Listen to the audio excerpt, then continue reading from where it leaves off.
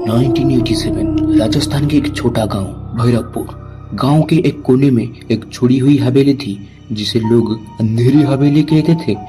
कोई उसके पास रात के बाद नहीं जाता था। लोग कहते थे कि उस हवेली में एक परछाई रहती है। ना वो भूत थी, ना चुड़ैल, ना इंसान, पर जो भी उसको देखता था फिर कभी जिंदा नहीं रहता था। 50 साल पहले वही हवेली एक महारानी चितंगत की थी। एक रात उसने उसी हवेली के एक कमरे में अपनी जान दे दी। उसी दिन से कुछ बदल गया था। दरवाजे खुद ब खुद बंद होने लगा, दीवारों पर बिना वजह परछाइयां दिखने लगी और रात के 3 बजे एक औरत की चीख सुनाई देती थी। 2026 आज के समय 3 दोस्त राहुल, समीर और आयन ने सुना था कि उस हवेली के बारे में।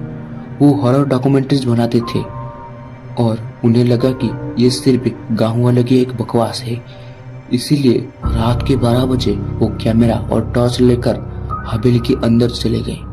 पहली अजीब ये लगा, जैसे ही उन्हें हवेली के दरवाजा क्रॉस किया, पीछे से दरवाजा जोर से बंद हो गया।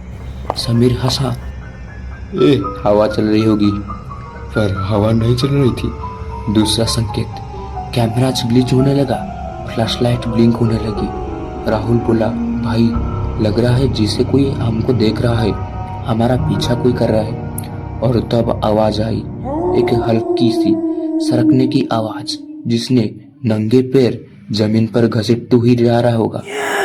वो तीनों पलटे। एक परछाई दीवार पर चल रही थी, पर वहां कोई भी नहीं था।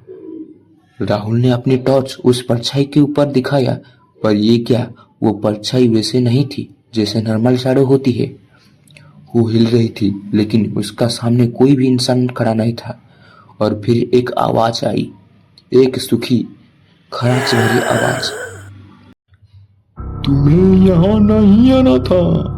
और तब आयन जोर से चीखा। वो तीनों मुड़ के देखे। आयन हवा में था, जिसने कोई अनहोनी ताकत उसका गला पकड़ रहे हो। उसका आंखें उल्टी हो गई और उसके हाथ पर तेज तेज हिलने लगा। और तब वहां दिखा एक मुंह के बिना, सिर्फ खाली छिड़ी हुई आंखें वाला मखौस परछाई का शकल। वो चल रही थी, वो हवा में तैर रहा था। और तब वो फिर बोला, इस बार सीधा उनके कान के पास, अब तुम मेरी चीज हो। राहुल और समीर आयन के खींचते हुए भागने लगे, पर हवेली के रास्ते बदल चुका था। रास्ते लंबी हो गई, जिसे कोई मजे की अंदर फंसा दिया हो। दीवारों से लहू टपक रही थी, चाहत से लाश लटक रही थी और एक आवाज से हंसी गूंज रही थी। एक ऐसी हंसी जो किसी इंसान की नहीं लग रही थी। फाइनली उन्हें दरवाजा दिखा, पर दरवाजे के सामने एक परछाई खड़ी थी। पहली बार उसका एक चेहरा था और वो हंस रही थी।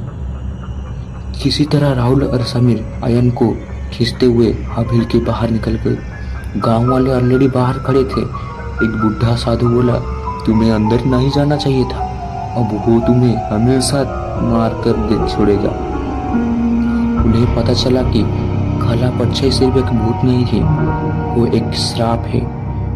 और एक बार अगर वो तुम्हारा साथ चिपक गया तो वो कभी नहीं छोड़ता।